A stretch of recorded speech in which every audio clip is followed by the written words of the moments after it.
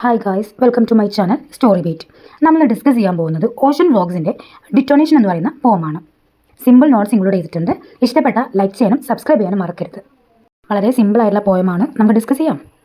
First തന്നെ നമുക്ക് ഓതറിനെ കുറിച്ച് ഡിസ്കസ് ചെയ്യാം.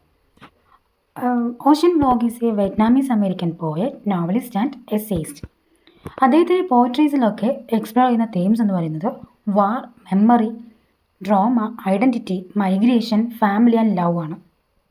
അതേപോലെ തന്നെ അദ്ദേഹത്തിൻ്റെ വർക്ക്സിലൊക്കെ എക്സ്പ്ലോർ ചെയ്യുന്ന അല്ലെങ്കിൽ റിഫ്ലക്റ്റ് ചെയ്യുന്നതെന്ന് പറയുന്നത് ഇമ്പാക്റ്റ് ഓഫ് വിയറ്റ്നാമിൻ വാർ ആൻഡ് ഇമിഗ്രേറ്റ് എക്സ്പീരിയൻസ് ഒക്കെയാണ്. അദ്ദേഹത്തിൻ്റെ ലാംഗ്വേജ് അദ്ദേഹം യൂസ് ചെയ്തിട്ടുള്ള ലാംഗ്വേജ് എന്ന് പറയുന്നത് റിലിക്കലാണ്, ഇമോഷണൽ ആൻഡ് ഡീപ്ലി റിഫ്ലക്റ്റീവ് ആയിരിക്കും. അദ്ദേഹത്തിൻ്റെ ബുക്സൊക്കെ ട്രാൻസ്ലേറ്റ് ചെയ്തിരിക്കുന്നത് കൊറിയനിലും വിയറ്റ്നാമീസിലും ഹിന്ദിയിലും റഷ്യനിലൊക്കെയാണ്. ഏറ്റവും വളരെ ഷോർട്ട് ആയിട്ടുള്ള പോയിൻറ്റ്സ് ആണ് ഓതറിൻ്റെ. ഇത് പ്രധാനപ്പെട്ട 5 പോയിൻറ്റ്സ് ആണ്. എഴുതി വെച്ചാൽ നിങ്ങൾക്ക് എക്സാമിന് യൂസ്ഫുൾ ആയിരിക്കും കേട്ടോ. ഇനി നമുക്ക് പോമിൻ്റെ ഒരു ഇൻട്രൊഡക്ഷൻ നോക്കാം. ഈ പോം നമ്മുടെ ഓതറായിട്ടുള്ള ഓഷൻ വ്ളോഗ്സിൻ്റെ കളക്ഷൻ ആയിട്ടുള്ള നൈറ്റ് സ്കൈ വിത്ത് എക്സിറ്റ് വുഡ്സ് 2016 അദ്ദേഹത്തിൻ്റെ ഈ കളക്ഷനിലെ 27th പോമാണ് ഈ ഒരു ഡിറ്റോണേഷൻ എന്ന് പറയുന്നത്.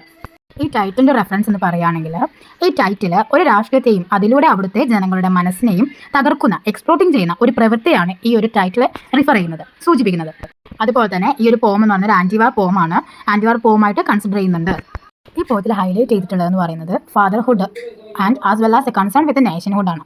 അതേപോലെ തന്നെ ഈ പോം എഴുതിയിരിക്കുന്ന ഒരു കോണ്ടെക്സ്റ്റ് എന്ന് പറയുന്നത് വിയറ്റ്നാമിൻസ് വാറാണ്. ഇതൊരു വാർ four Vietnam between America and China. അമേരിക്കയും ചൈനയും വിയറ്റ്നാമും തമ്മിലൊരു വാറാണ്. അതിൻ്റെ റിസൾട്ട്, ആ വാറിൻ്റെ റിസൾട്ട് എന്ന് പറയുന്നത് ഡിസ്ട്രക്ഷൻസ് ആണ്. എന്ന് പറഞ്ഞാൽ നാശമാണ് ആ വാറിൻ്റെ ഒരു അവസാനം എന്ന് പറയുന്നത്, റിസൾട്ട് എന്ന് പറയുന്നത്. ഇനി ഈ വേർഡ് ഡിറ്റോണേഷൻ എന്നതുകൊണ്ട് അർത്ഥമാക്കുന്നത് അല്ലെങ്കിൽ റെഫർ ചെയ്യുന്നത് വയലറ്റ് എക്സ്പ്ലോഷൻ ആണ്.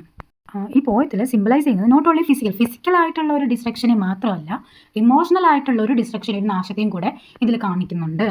എക്സ്പ്ലനേഷൻ കൊണ്ട് അർത്ഥമാക്കുന്നത്, റെപ്രസെൻ്റ് ചെയ്യുന്നത് ഓർമ്മകളും വേദനകളും അടിച്ചമർത്തപ്പെട്ട ഇമോഷൻസ്, വികാരങ്ങളെയും പെട്ടെന്ന് തന്നെ സഡൻ ആയിട്ടുള്ള ആ ഒരു പൊട്ടിത്തെറി പോലെ, സ്ഫോടകം പോലെ, എക്സ്പ്ലോഷൻ പോലെ ആണ് റെപ്രസെൻ്റ് ചെയ്തിട്ടുള്ളത്. അതുപോലെ തന്നെ നമ്മുടെ ഓതർ യൂസ് ചെയ്തിട്ടുള്ള മെറ്റഫർ എന്ന് പറയുന്നത് ഷോ എങ്ങനെയാണ് പാസ്റ്റ് വയലൻസ് പെട്ടെന്ന് തന്നെ പ്രസൻറ്റിനെ ഡിസ്റ്റർബ് ചെയ്യുന്നത്, അസ്വസ്ഥമാക്കുന്നത് എന്നുള്ളതാണ് ഈ പോമിൽ കാണിക്കുന്നത്. ഇതാണ് പോമിൻ്റെ ഇൻട്രൊഡക്ഷൻ. ആ ഒരു ബേസിക് ആയിട്ടുള്ള പോയത്തിനെ കുറിച്ചുള്ള ഒരു ഐഡിയ കിട്ടാൻ വേണ്ടിയിട്ടാണ് കേട്ടോ. നമുക്കിനി പോമിൻ്റെ ചെറിയൊരു അനാലിസിസ് നോക്കാം. ആദ്യം ഫസ്റ്റ് 2 ലൈൻസ് ആണ് ഡിസ്കസ് ചെയ്യുന്നത്. There is a joke that ends with ha. It's the bomb saying here is your father. ഈ 2 ലൈൻസിൽ പറയുന്നത് ദർ ഈസ് എ ജോക്ക്, ഇതൊരു ജോക്കാണ്. ആ ജോക്കിൻ്റെ എൻഡ് എന്ന് പറയുന്നത് ഹ, ഒരു ദീർഘശ്വാസമൊക്കെ പോലെ ഹ വെച്ചിട്ടാണ് എൻഡ് ചെയ്യുന്നത്. ആൻഡ് ആ ജോക്ക് പറയുന്നത് ഇറ്റ്സ് എ ബോംബാണ് ആ ജോക്ക് പറയുന്നത്. ആൻഡ് ബോംബ് മറുപടി പറയുന്നത് ഇവിടെയാണ് തൻ്റെ അച്ഛനുള്ളത്, തൻ്റെ അച്ഛൻ ഇവിടെയാണ് ഉള്ളത് എന്നാണ് ബോംബ് മറുപടി പറയുന്നത്. ഈ ബോംബ് എന്ന് പറയുന്നത് വാർ, ഒബ്വിയസ്ലി വാറാണ്. ഈ വാർ റിലേറ്റഡ് ആയിട്ടുള്ളത് തൻ്റെ അച്ഛൻ്റെ പ്ലേസ് എവിടെയാണ് എന്നതാണ്. ഒരു ചോദ്യം പോലെ തൻ്റെ അച്ഛൻ്റെ പ്ലേസ് എവിടെയാണ്, ആ ഒരു ചോദ്യത്തിന് മറുപടി ആയിട്ടാണ് എവിടെ തൻ്റെ അച്ഛൻ, എവിടെ തൻ്റെ ഫാദർ എന്നുള്ള ആ ഒരു ചോദ്യത്തിനെ ഒരു ജോക്ക് പോലെയാണ് ഇവിടെ കൺസിഡർ ചെയ്യുന്നത്. ടോട്ടലി ഓവറോൾ ഈ 2 ലൈൻസിനെ നോക്കുകയാണെങ്കിൽ a confusing unsettling movement like a joke that does not make sense. Now here is your father inside your lungs. Look how lighter the earth is afterward. നിൻ്റെ father എവിടെയാണ് ഉള്ളതെന്ന് വെച്ചാൽ നിൻ്റെ ഉള്ളിൽ തന്നെയാണുള്ളത്. യുവർ ലങ്സിൻ്റെ ഉള്ളിൽ തന്നെയാണ് നിൻ്റെ ഫാദർ ഉള്ളത്. ഈ ഫാദർ എന്ന് പറയുന്നത് നമ്മുടെ സ്പീക്കറിൻ്റെ ഒരു ഭാഗമാണ്, became a part of the സ്പീക്കറിൻ്റെ ഒരു ഭാഗമാണ്. Sometimes the father is cold, അല്ലെങ്കിൽ ഫാദറിനെ എന്ന് പറയുന്നത് ഒരു വാറായിട്ടാണ് കൺസിഡർ ചെയ്യാൻ പറ്റും. ഓക്കെ, അപ്പോൾ അതുകൊണ്ട് തന്നെ ഈ ഒരു ബ്രീത്ത്, ഈ ഒരു സ്പീക്കറിൻ്റെ ഫാദർ എന്ന് പറയുന്ന ആ ഒരു ബ്രീത്ത് മേ ബി ഒരു ട്രൂ ആയിരിക്കാം, അല്ലെങ്കിൽ ട്രൂ ആയിട്ടുള്ള ഒരു മെമ്മറിയോ ഒരു ഗ്രിഫോ ഒരു ഓർമ്മകളോ, അല്ലെങ്കിൽ ഈവൻ ഒരു ഗ്രിഫ്, ഒരു വിലാപം ഒക്കെ ആയി തീരാം എന്നാണ് പറയുന്നത്. അതുപോലെ തന്നെ ഹൗ ലൈറ്റർ, അതായത് ഈ ഒരു ഡിസ്ട്രക്ഷൻ, ഈ ഒരു നാശം എന്ന് പറയുന്നത് നമ്മൾ നോക്കുമ്പോൾ എവറിത്തിങ് എന്ന് പറഞ്ഞാൽ ഫീൽസ് എമറ്റി, ഒന്നുമില്ലായ്മ, ഈവൻ അല്ലെങ്കിൽ ലൈറ്റർ ആയിരിക്കാം, അല്ലെങ്കിൽ കത്തി ജ്വലിച്ചതായിരിക്കാം. പക്ഷേ ഇതൊരു വളരെ നമുക്ക് സങ്കടകരമായ ഒരു വഴിയിലൂടെയാണ് ഇത് പൊക്കോണ്ടിരിക്കുന്നത്. The earth is afterward. ഈ എർത്ത് എന്ന് പറയുന്നതിൽ ഈ ഒരു വാർ നടക്കുമ്പോൾ ഉണ്ടാകുന്ന ആ ഒരു പ്രശ്നങ്ങൾ, അല്ലെങ്കിൽ എർത്ത് എന്ന് പറയുന്നതിൽ ഉണ്ടാകുന്ന ആ നാശനഷ്ടങ്ങളെയാണ് പറയുന്നത്. ഓവറോൾ പറയുകയാണെങ്കിൽ father became part of the speaker's breath, may be true drama, memory or grief. After destruction everything feels empty or lighter but sad way. To even write the word father is to curve a portion of the day out of the bomb bright page. ഈ ലൈൻസിൽ പറയുന്നത് even to write the word father എന്ന് പറയുന്ന ഈ word എഴുതുമ്പോൾ തന്നെ, right ചെയ്യുമ്പോൾ തന്നെ ആ വാക്കിന് ആഴത്തിലുള്ള വൈകാരിക അർത്ഥമുണ്ടെന്ന് നമ്മുടെ സ്പീക്കർ സൂചിപ്പിക്കുന്നുണ്ട്. അതുപോലെ തന്നെ ഇത് എഴുതുന്നത് തന്നെ വളരെ ശക്തമായ ഓർമ്മകളിലൂടെയും വികാരങ്ങളിലൂടെയും തിരികെ കൊണ്ടുപോകുന്നു. ഈ ഒരു എഴുത്ത്, ഫാദർ എന്ന് പറയുന്ന ആ വേർഡ് എഴുതുന്നതിലൂടെ അദ്ദേഹം നമ്മുടെ സ്പീക്കറിന് ഓർമ്മകളും വികാരങ്ങളും ഇമോഷൻസ് ഒക്കെയാണ് കൊണ്ടുപോയി വരുന്നത്. അതുപോലെ തന്നെ നമ്മുടെ അച്ഛനെ ഈ ഫാദറിനെ ഓർക്കുകയോ എഴുതുകയോ ചെയ്യുന്നത് നമ്മുടെ സ്പീക്കറിനെ അല്ലെങ്കിൽ അവൻ്റെ ഓരോ ഡേയിലെ ജീവിതത്തിൽ നിന്നൊരു ഭാഗം ഒരു പോർഷൻ എന്ത് ചെയ്യുന്നുണ്ട് എടുത്തു കളയുന്ന പോലെയാണെന്നും പറയുന്നുണ്ട്. അതുപോലെ തന്നെ ബോംബ് ബ്രൈറ്റ് പേജ് എന്നുകൊണ്ട് ഉദ്ദേശിക്കുന്നത് ഒരു തിളക്കമുള്ള ബ്രൈറ്റ് ആയിട്ടുള്ള ഒരു പേജ് പോലെയാണ് വിശേഷിപ്പിക്കുന്നത് നമ്മുടെ അച്ഛനെ. ഈ ലൈൻസിൻ്റെ ഒരു ഓവർലോൾ നോക്കുകയാണെങ്കിൽ writing father is painful, it feels like cutting to something explosive like touching drama. അടുത്ത ലൈൻസ് നോക്കുകയാണെങ്കിൽ there is enough light to drown in but never enough to enter the bones and stay. ഈ ലൈൻസിൽ പറയുന്നത് ലോകത്ത് നമ്മുടെ വേൾഡിൽ ഒരുപാട് വെളിച്ചമുണ്ട്, okay, പക്ഷേ അതൊരിക്കലും ഒരു വ്യക്തിയുടെ ഹൃദയത്തിലോ അല്ലെങ്കിൽ ആത്മാവിലോ ആഴത്തിൽ എത്താൻ കഴിയില്ല.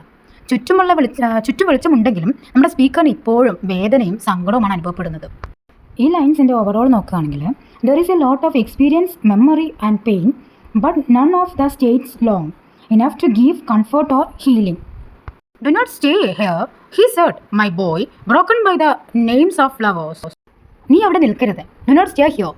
ആരോട് പറഞ്ഞു? നമ്മുടെ ഫാദർ മകനോട് പറയാണ്, നീ അവിടെ നിൽക്കരുത്. Do not stay here. കാരണം എന്തായിരിക്കും? അവിടുത്തെ my boy broken by the names of flowers. അതായത് അവിടുത്തെ ഫ്ലവേഴ്സ് നമുക്കറിയാം, വളരെ ഭംഗിയുള്ളതും വളരെ നമുക്ക് എല്ലാവർക്കും ഇഷ്ടപ്പെട്ട ഒന്നായിരിക്കാം. പക്ഷേ ആ മനോഹരമായ കാര്യങ്ങൾ പോലും അവനെ ഇന്ന് ദുഃഖത്തെ ഓർമ്മിപ്പിച്ചേക്കാം.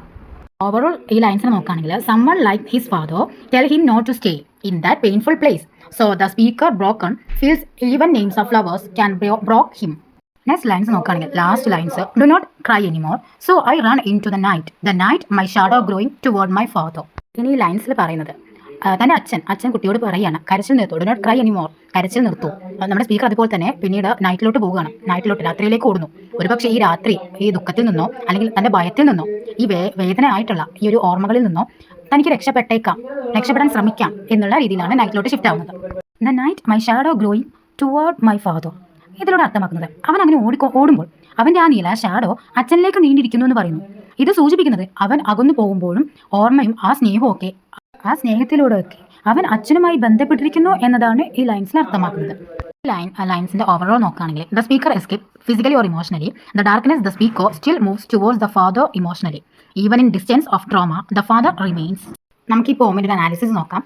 ഈ പോം കണ്ടെയ്ൻസ് സ്ട്രോങ് ഇമാജിനറി ആണ് ക്രിയേറ്റ് ചെയ്തിട്ടുള്ളത്. ഒരു ഇമോഷണൽ അറ്റ്മോസ്ഫിയർ ആണ്. അതേപോലെ നമ്മുടെ ഓദർ ക്രിയേറ്റ് ചെയ്തത് അല്ലെങ്കിൽ യൂസ് ചെയ്തിട്ടുള്ള ലാംഗ്വേജ് എന്ന് പറയുന്നത് റിലിക്കൽ ആൻഡ് ഡിലൈറ്റ് ആണ്. And deals with harsh realities such as violence and loss ആണ്.